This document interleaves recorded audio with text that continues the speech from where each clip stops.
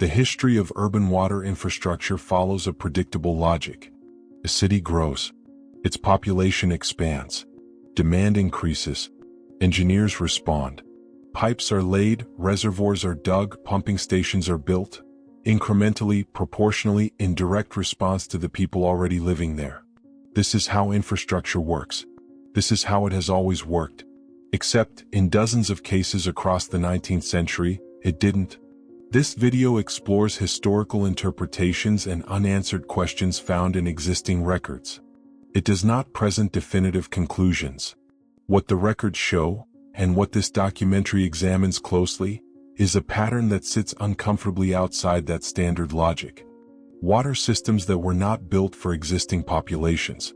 Water systems engineered at a scale, and with a precision, that far exceeded anything the surrounding cities required at the time of construction. Not slightly. Not marginally. In several documented cases, the capacity gap between the system that was built and the population it was supposedly built for is so large that conventional explanations begin to feel strained. That strain is worth examining. Begin with Philadelphia. In 1799, the city commissioned what would become known as the Center Square Waterworks, one of the earliest municipal water systems in the United States. The official historical account is clear. The city was growing, yellow fever outbreaks had devastated the population, and clean water was a public health priority. The project made sense. The project was necessary. But look at the numbers. Philadelphia's population in 1800 was approximately 41,000 people. The waterworks system, as engineered and as eventually expanded through the early decades of the 19th century, was designed with distribution infrastructure, pipe networks, reservoir capacity, pumping volume, that engineers of the period themselves described as calibrated for a city several times that size. Contemporary accounts from engineers involved in the project reference distribution plans that assumed a city of scale not yet in existence.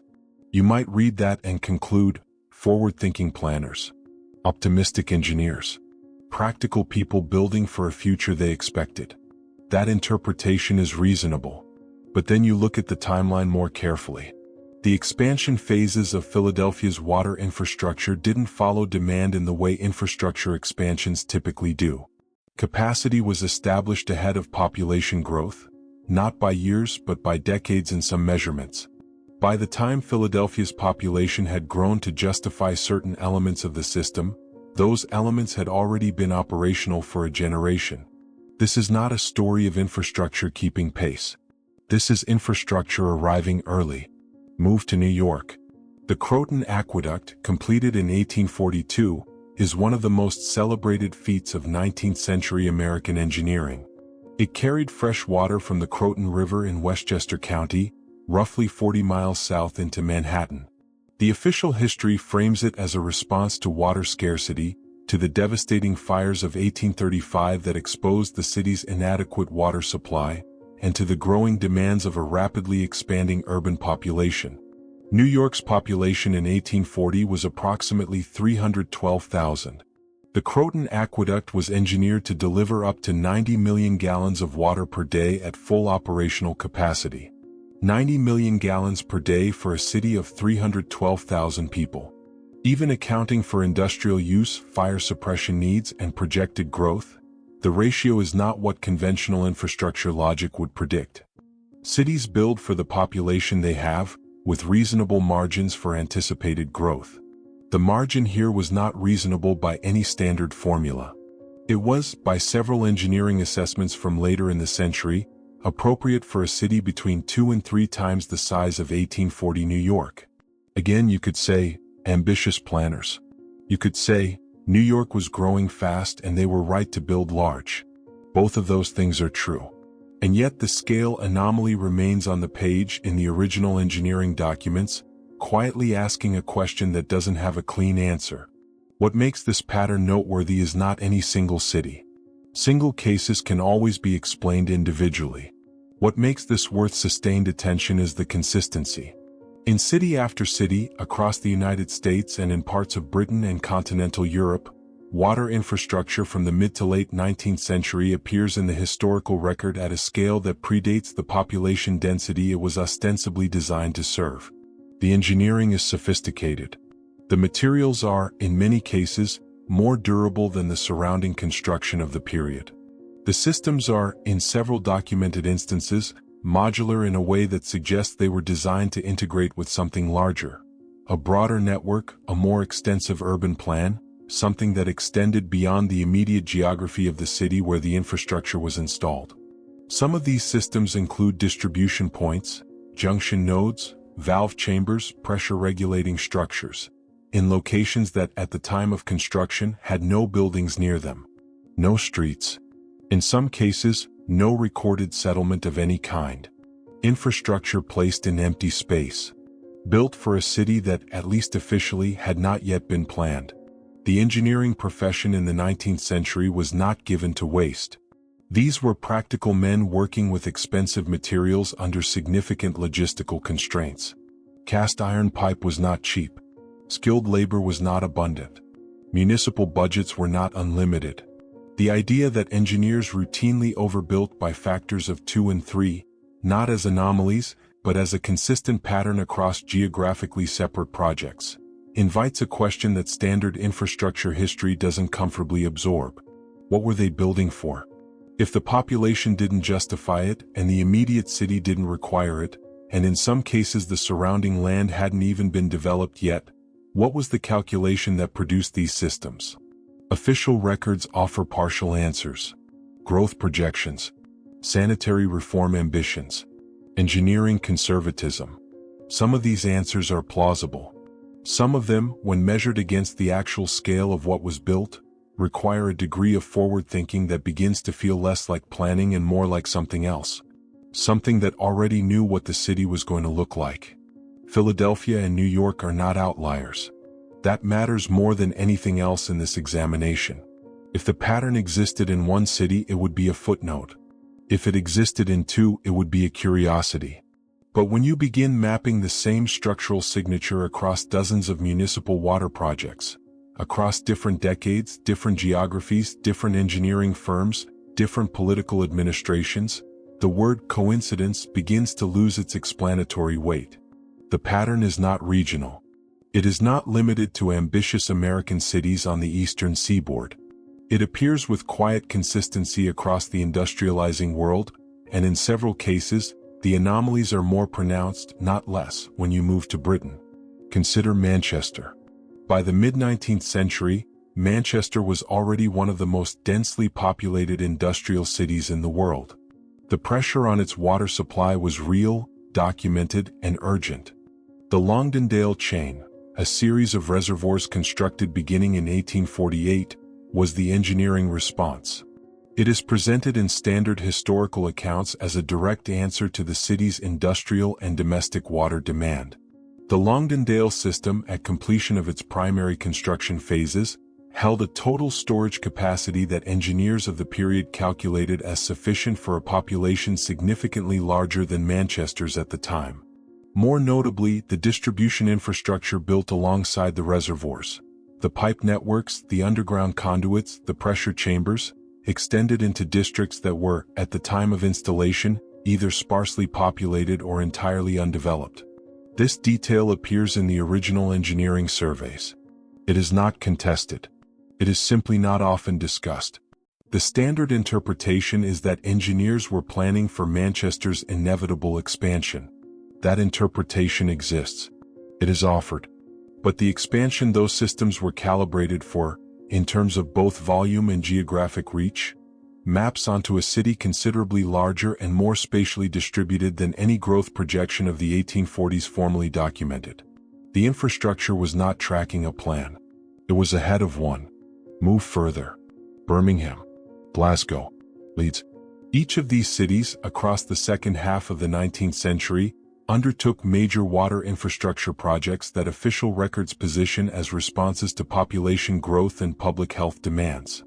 In each case, the records also show the same structural signature: capacity in excess of immediate need, distribution networks extending into underdeveloped zones, and systems modular enough to integrate with expansions that, in some cases, took generations to materialize, if they materialized at all. Glasgow's Loch Katrine scheme, operational from 1859, is particularly striking in terms of its engineering ambition. The scheme involved constructing an aqueduct over 30 miles long to bring water from the Lac Katrine reservoir in the Trossachs directly into the city. The civil engineering involved was considerable. The cost was significant, and the delivery capacity of the completed system exceeded Glasgow's entire population demand at the time by a ratio that engineers reviewing the project in subsequent decades found difficult to justify purely through growth projections. One Victorian engineering review, later cited in a retrospective assessment of Scottish municipal infrastructure, noted that the Lac Katrine scheme appeared calibrated for a population Glasgow would not reach for several more decades. The reviewer did not flag this as suspicious. He noted it as a mark of extraordinary foresight. Foresight. That word does a great deal of work in these assessments. In the United States, the pattern extends beyond the East Coast. As the country pushed westward in the latter half of the 19th century, new cities were planned and built at considerable speed.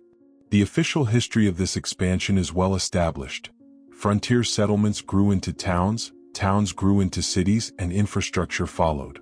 Except, in several documented cases, the infrastructure didn't follow. It was already there. Chicago's early water infrastructure, the original intake tunnels and distribution networks installed in the 1860s, was built at a scale that contemporaries described as more appropriate for a metropolis than for the city Chicago was at that moment. Chicago was growing rapidly, yes. But the system installed in the 1860s was not sized for 1860s Chicago.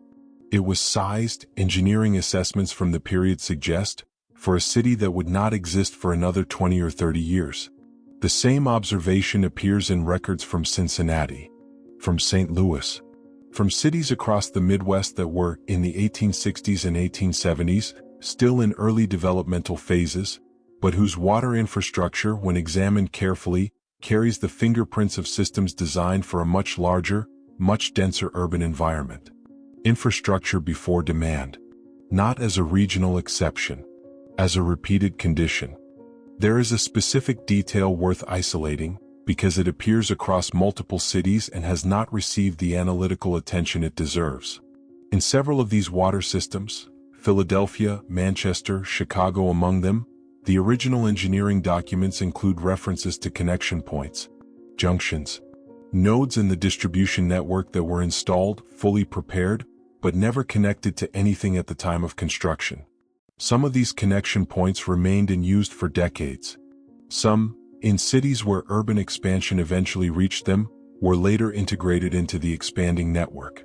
Others, in areas where development never materialized as anticipated, remain in infrastructure surveys as unconnected nodes, built, sealed, and waiting. Waiting for what?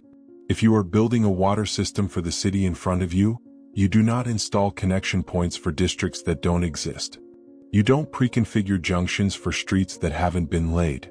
The presence of these nodes in the original infrastructure, not as later additions but as original construction elements, implies that the engineers who built these systems had, in some form, a spatial model of a city that extended beyond the city they were officially building for. A map of something larger.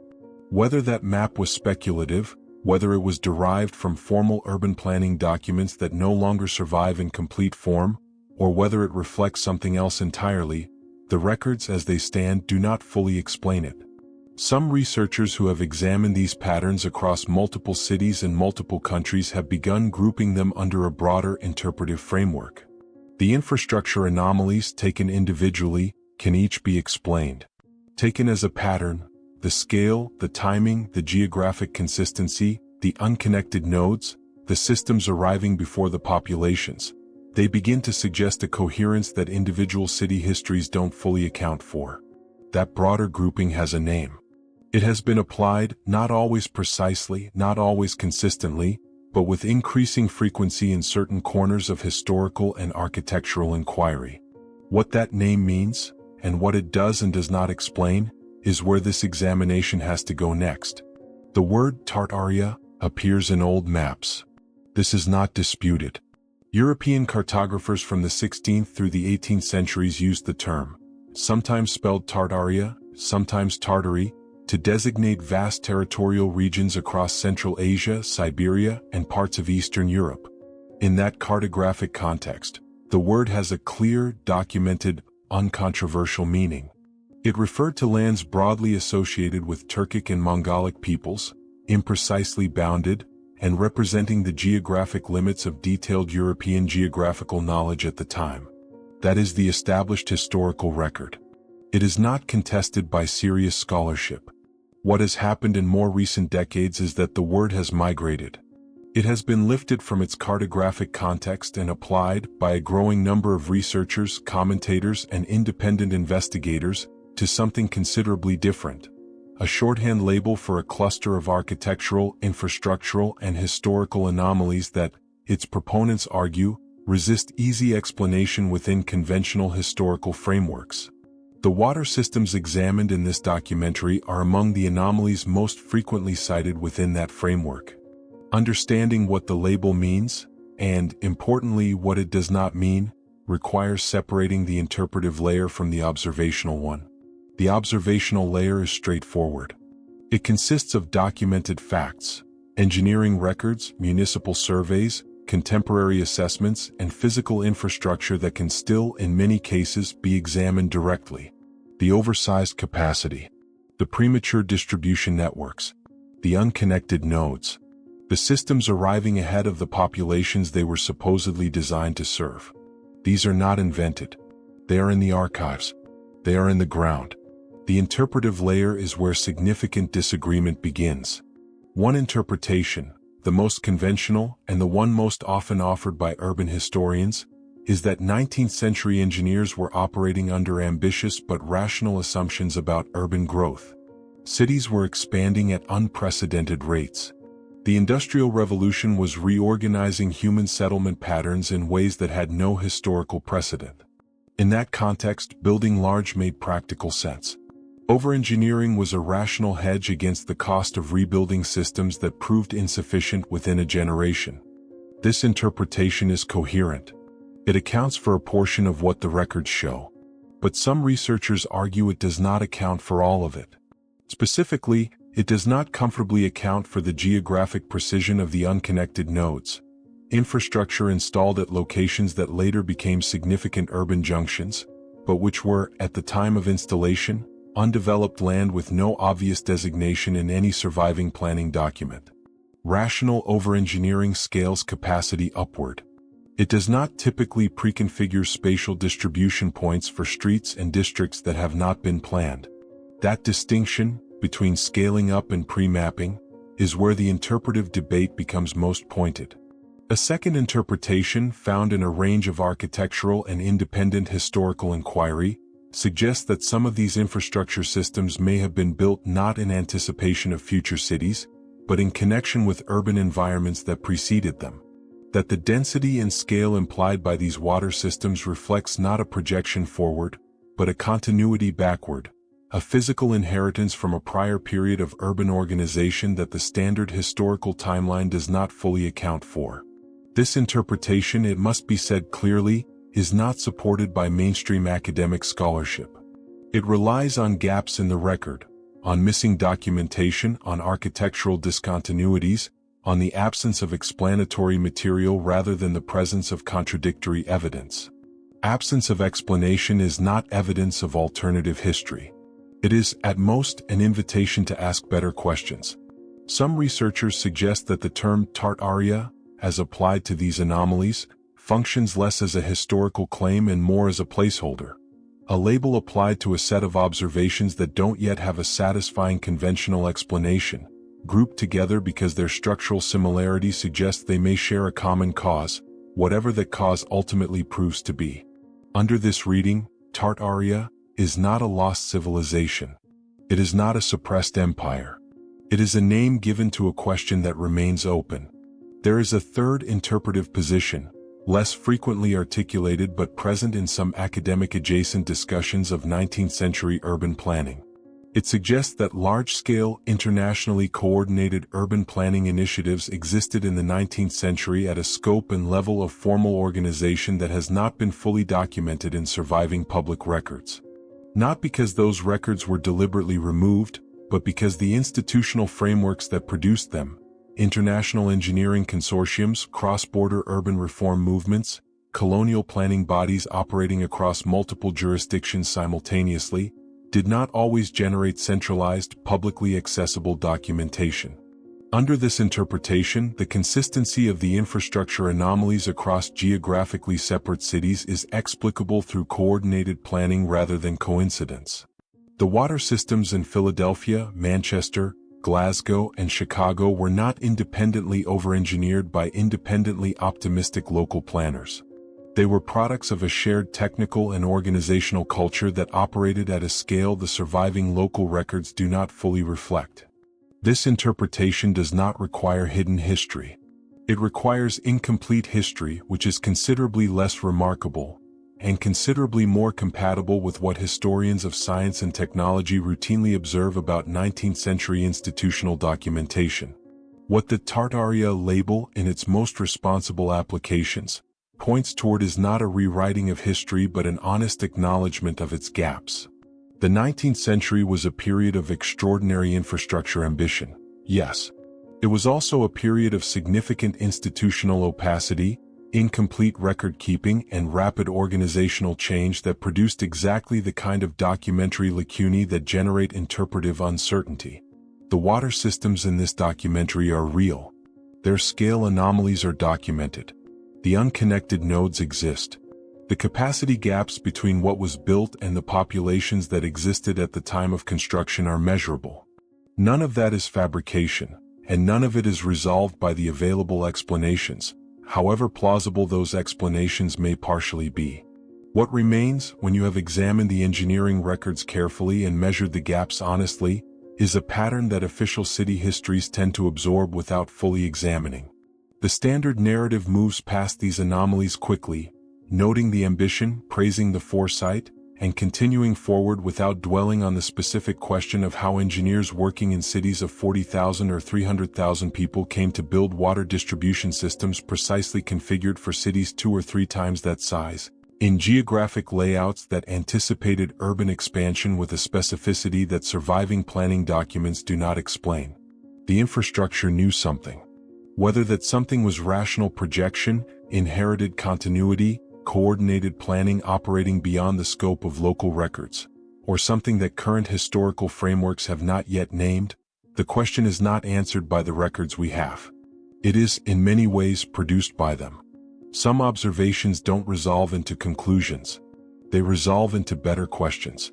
And sometimes the most intellectually honest position is to hold a question open, not because the answer is unknowable, but because the evidence as it currently stands does not yet close it. The pipes are still in the ground. The unconnected nodes are still sealed. The capacity calculations are still in the archives. And the city those systems were built for, whatever city that was, still hasn't been fully accounted for.